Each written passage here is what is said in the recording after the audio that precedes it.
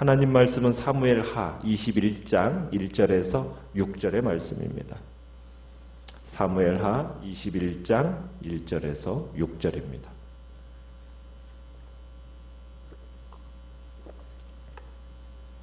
사무엘하 21장 1절입니다.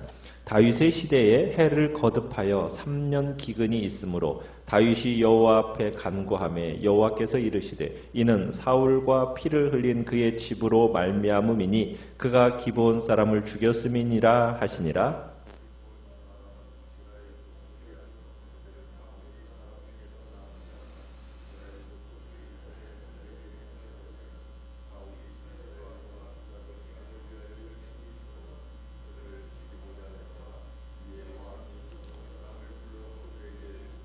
다윗이 그들에게 묻되 내가 너희를 위하여 어떻게 하랴? 내가 어떻게 속죄하여야 너희가 여호와의 기업을 위하여 복을 빌겠느냐 하니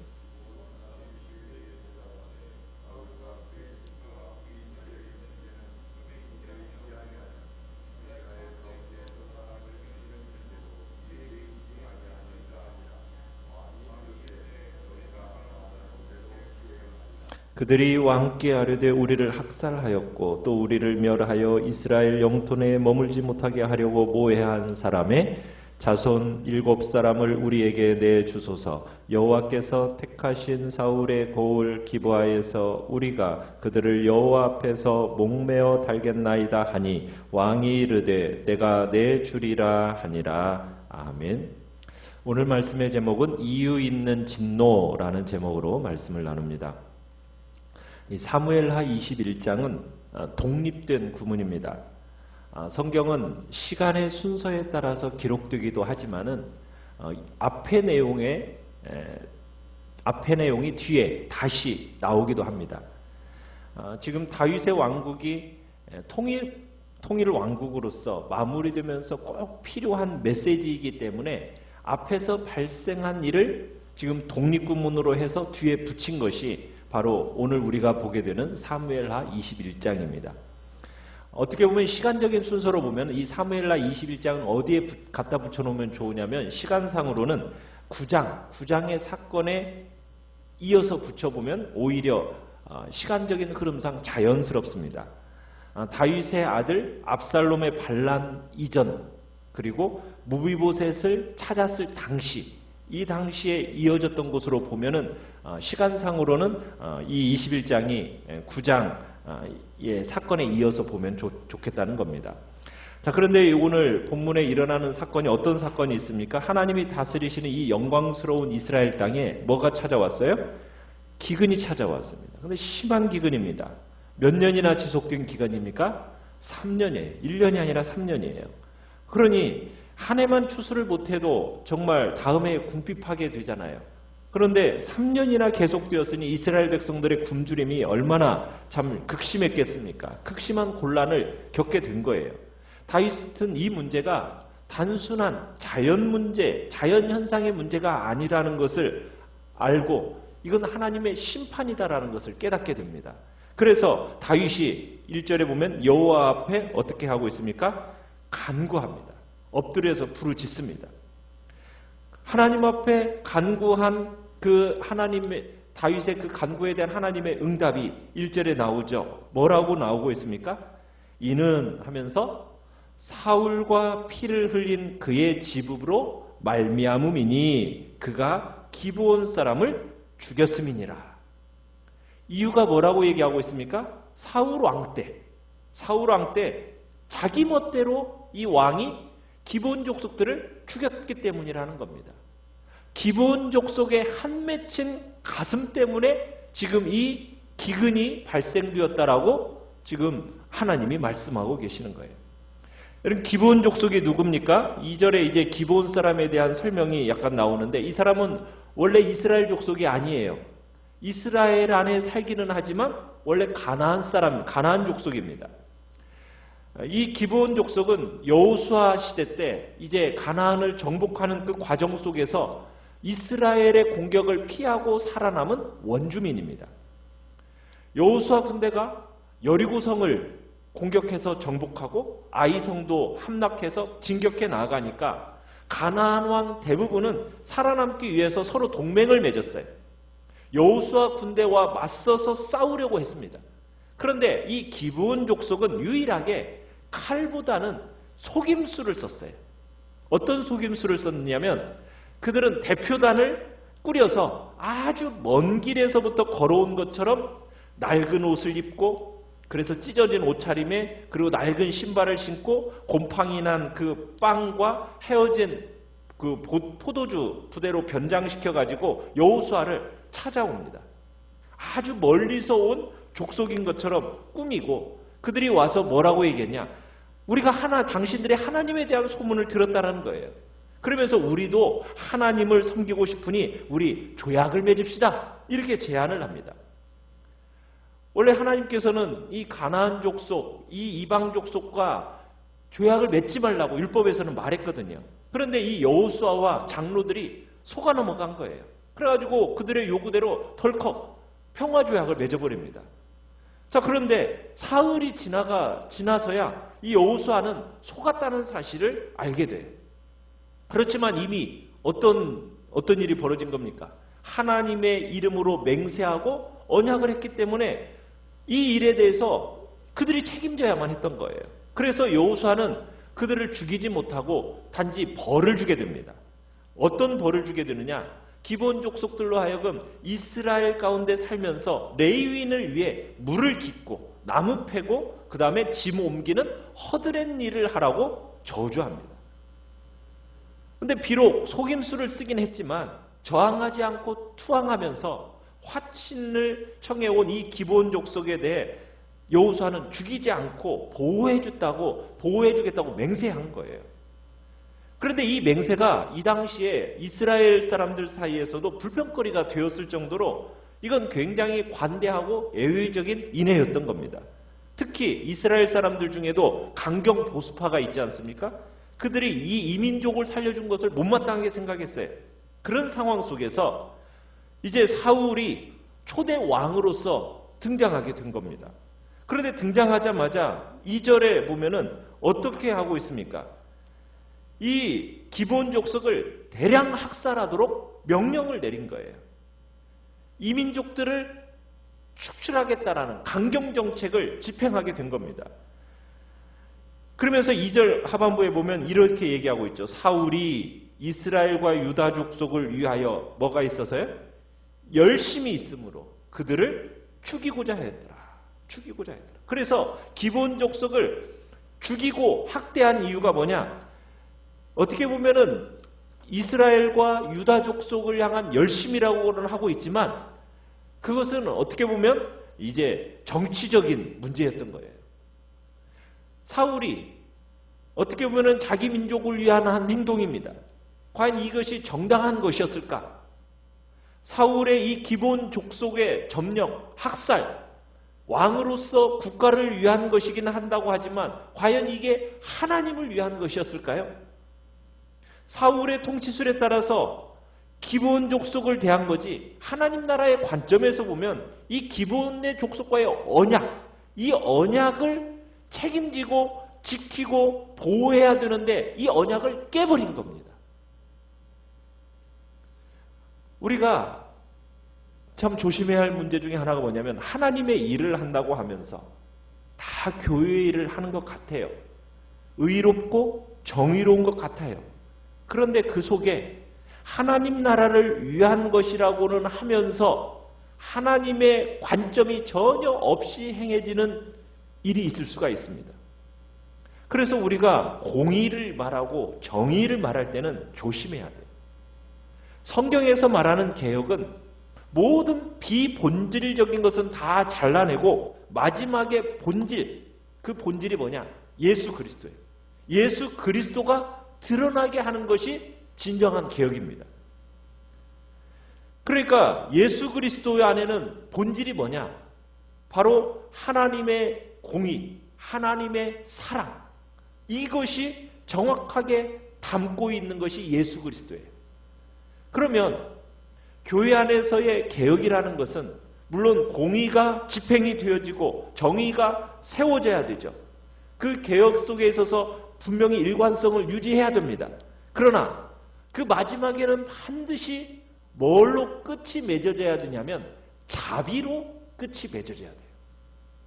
왜? 하나님은 공의만 있으신 분이 아니라 뭐 또 동시에 있으신 분이에요? 자비와 긍휼이 있으신 분이기 때문에 우리 교회가 놓치지 말아야 할 아주 중요한 가치는 뭐냐? 바로 공의와 정의가 화평, 이 긍휼과 자비와 서로 입맞춤이 있는 그런 개혁이 교회 안에서는 이루어져야 된다는 얘기입니다. 사회에서 얘기하는 것처럼 어떤 정의라는 이 미명 아래서 적폐청산, 이것은 교회에서 이루어져야 할 내용이 아니라는 거죠. 그런데 사울은 정치적인 왕이었어요. 나라의 사정이 복잡한 이 당시에 백성들로부터 자기가 지지를 얻어야 되겠거든요. 그러니까 지지를 얻어야 할 가장 좋은 명분이 뭐냐? 이 기브온 족속을 학살하는 거였습니다. 이방 족속을 잘라내버리는 거였어요. 그것이 자신의 정치적인 기반을 공고히 할 수 있는 명분이 되었던 겁니다. 그래서 기브온 족속을 애국한다라는 미명 아래서 백성을 위한다고 하면서 잘라내고 학살했던 겁니다. 이것이 훗날 이 이스라엘 땅의 재앙의 근거가 되어버린 거예요. 결국 본인은 어떻게 되었습니까? 그 아들들과 함께 비참하게 역사의 무대 뒤로 사라져버렸고요. 그리고 다윗이 이 역사의 구정물을 뒤집어쓰고 이 문제를 떠안게 된 겁니다. 자, 이런 역사적인 사실들을 조사한 후에 다윗이 기브온 사람들을 불러서 묻습니다. 우리가 어떻게 해야 너희가 정말 이 억울함을 신원해 줄 수 있겠는가? 기근을 그치게 해줄 수 있는 죄갚음이 되겠는가? 하고 묻습니다. 자, 그랬더니 3절에 그들이 뭐라고 대답을 합니까? 이제 다윗이 묻는 거예요. 내가 너희를 위하여 어떻게 하랴? 내가 어떻게 속죄해야 너희가 여호와의 기업을 위해서 복을 빌겠느냐? 자, 그래서 다윗이 사울이 지은 그 잘못을 자기의 잘못으로 받아들이고 지금 문제를 해결해가고 있는 겁니다. 왕으로서의 임무를 충실히 행하고 있는 거예요. 어떻게 하면 언약 공동체인 이스라엘이 여호와 하나님의 기업으로서 번영을 누려야 되는데 이 죄의 문제를 어떻게 해결할 것인가 하면서 지금 이 죄의 문제 해결에 대해서 묻는 겁니다. 그 중요한 게 뭐냐? 기브온 족속과의 관계 회복이에요. 하나님의 복을 얻기 위해서는 이 관계 회복, 기브온 족속과의 관계 회복이 중요한 거거든요. 그래서 먼저는 모종의 경제적 배상을 염두에 두고 화해를 제의했던 것 같아요. 어떻게 하면 기브온 사람들에게 이 사울이 범한 잘못을 배상할 수 있겠는가 하면서 아마 물질적인 배상의 문제를 다뤘던 것 같아요. 그런데 4절에 가보면은 사울과 그의 집과 우리 사이의 문제는 무슨 문제가 아니라는 거예요? 은금에 있지 않다는 거예요. 경제적인 배상의 문제가 아니라는 거예요. 그러면서 그들이 요구하는 게 뭡니까? 사람을 죽이는 문제, 여기에서 무엇을 요구하고 있느냐? 지금 사람의 어떻게 보면은 속죄제물로 사울 집안의 목숨을 바치는, 속죄제물을 바치는 길밖에 없다라고 하면서 사울 집안의 생존자의 목숨을 요구하고 있습니다. 기브온 사람들의 요구가 사울 왕가에 대한 핏값을 요구하고 있어요. 그래서 이걸 감지하고 지금 그의 요청을 들어주겠다고 약속을 합니다. 왜 기브온 사람들의 이 요구가 정당한 이유가 뭐냐면 민수기 35장 31절에서 33절에 가보면요. 이런 얘기가 있어요. 고의로 살인죄를 범한 살인자는 생명의 속전을 받지 말고 반드시 죽일 것이며 너희는 너희가 거주하는 땅을 더럽히지 말라. 피는 땅을 더럽히나니 피 흘림을 받은 땅은 그 피를 흘리게 한 자의 피가 아니면 속죄함을 받을 수 없다. 그러니까 율법에는 피 흘림에 대한 속죄함이 뭐가 반드시 있어야 된다고요? 피 흘림이 있어야 된다는 거예요. 동일한 피 흘림이 있어야 된다는 거예요. 그래서 이 기브온 사람들의 요구는 당연하고 합당한 거였습니다. 율법은 살인으로 인해 잃은 생명은 돈으로 협상하거나 보상되는 게 아니라는 거예요. 그래서 기브온 사람들은 자신의 동포를 학살했고 또 멸해서 이스라엘 영토 내에 머물지 못하게 하려고 한 이 베냐민 지파 사람 자손 7명 목숨을 청구하고 있습니다. 그래서 6절에 보면은 7사람을 우리에게 내달라는 거예요. 그래서 여호와께서 택하신 사울의 고을 기브아 거기에서 7명의 남자를 어디 앞에서? 여호와 앞에서 목을 메어 달겠다 이렇게 얘기하고 있습니다. 그러자 다윗 왕이 즉시 그들에게 사울 왕과 7사람의 목숨을 내주겠다고 약속합니다. 기브온 사람들은 이제 사울 왕가의 그 7 남자들을 그의 고향에서 여호와 앞에서 목메어 달아 죽이겠다? 이것은 사사로운 보복이 아니라 여호와 앞에서 맺어진 이 엄숙한 계약을 어긴 사울 왕가에 가해지는 공의로운 보복이라는 것을 강조하기 위해서 지금 여호와 앞에서라는 단어를 쓰고 있습니다. 하나님이 허락하시는 보복을 하겠다라는 의미인 겁니다. 우리는 여기서 보면은 지금 땅이 그죠? 땅이 피 흘림에 대한 대가를 요구하고 있어요. 억울한 피 흘림이 있으면 뭐가 부르짖는 자라고 얘기하냐면 땅이 하늘을 향해 부르짖는다는 거예요. 이 얘기는요, 가인이 아벨을 살해했을 때도 이러한 일이 있었습니다. 그러니까 인간의 죄악이라는 것은요, 그냥 사람과 사람 사이에만 진행되는 게 아니라 이 땅과 이 우리의 살아가는 거주지조차도 오염시킨다는 겁니다. 그리고 오염된 땅은 하나님께 호소한다는 거예요. 어떻게 보면은 이 인류상에 일어나는 잦은 자연재해나 어떻게 보면 이 자연재해가 뭐와 밀접하게 연관되어져 있음을 우리에게 보여주고 있습니까? 인간의 죄악과 아주 밀접한 상관관계가 있다는 것을 우리에게 보여주고 있는 거예요. 기브온 사람들이 지금 자기들은 호소하지 않았어요. 누가 대신 신음소리를 내면서 호소했다고요? 땅이 그랬다고요. 땅.